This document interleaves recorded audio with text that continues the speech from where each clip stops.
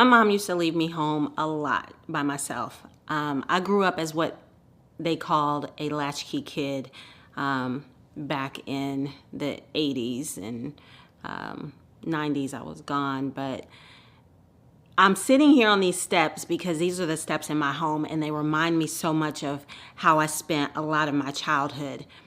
I would sit on the steps in my house and I would look out of the window that was very close to the steps, and I would always wonder, when is she coming home?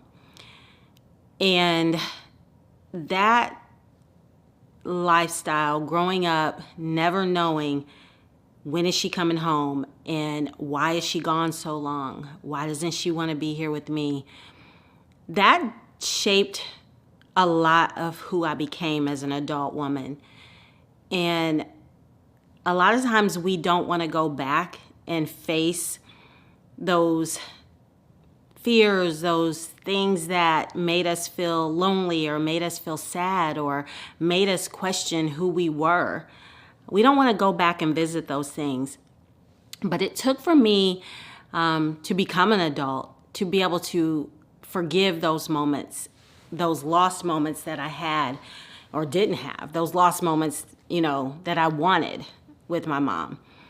And it took for me to become an adult to realize that everything that I went through in my childhood as a child with her being gone made me the independent woman that I became. So it also shaped the things that I wanted for my life later on. Like, I knew that I wanted to be different when I had my own kids. I knew that I wanted to be there for them and never have an opportunity for them to feel alone or feel like I wasn't there for them, or to even allow them to feel like they weren't being heard or didn't have a voice. My mom died when I was 19. And, I remember one time I was kind of meditating and praying to God, and I heard a voice say to me that I had to leave so that you could be the woman that you became. And so to me, that was a more closure I feel like that I needed. It validated somewhat what I had been thinking, because I think I always felt like, well, what would my life have been like had she still been around? When I was 19, my mom told me that, when I was 18 and in college, she told me that I couldn't leave the state to go to Georgia to go to college. She said I had to go close to home. So I did what she asked. I went to school in Ohio. But when she passed away, I packed up my stuff and I moved myself to Georgia by myself. And had she stayed alive, I probably would have still been very close to home, going to school in Ohio, possibly ended up back in Indiana. Who knows what I would have become. And I was forced to become very independent as a result of her passing away, but I'd already been prepped for that because she was never around, or she was around very, very little as I was growing up. So sometimes when things happen in our lives, we question and we wonder why. Why are we going through what we're going through? Why is this happening? And a lot of times the things that are happening that we would like to say to us are really happening for us. I'm in, no way happy that I lost my mom at such a young age, because, now that I'm older, and as I was growing up, I always wanted to be able to have that relationship, to be able to confide in her and talk to her and have an adult relationship with her. But I also understand that sometimes things are removed from our lives or taken from our lives so that we can be who we need to be.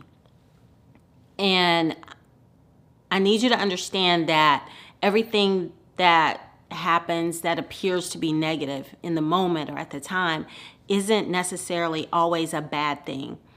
It may be something that is necessary for you to become who you need to be, to manifest the life that you desire to manifest, to thrive as the woman that you need to become, or the person that you need to become. So anything that you go through, just look at it as a necessary part of your journey. Look at it not as a negative, but as part of your designated path, a part of who you need to become, a part of where you need to go. So it's just a part of making you who you're meant to be. In the moment, yes, sometimes it's difficult, but if you remember this when something comes up, if you're watching this video, just remember this moment right here, and just remember that even as bad as it feels in the moment, it's a part of your journey. And the strength that I gained by losing my mom at 19, the power that I feel as a woman, the positive things that she did instill in my life in those 19 years, those are things that are enhanced. Those are things that I remember now. Those are things now that I use to motivate me and strengthen me as I become the woman that I'm meant to be. So that's what I just wanted to come on here and share with you today. So everything that happens that appears to be bad is not necessarily bad for you, and everything that's happening in your life is not happening to you, but happening for you as well. So have a good day, and think about that. It might help you move on from something that has kind of held you back in your own life. I'm Joanne M. Cameron.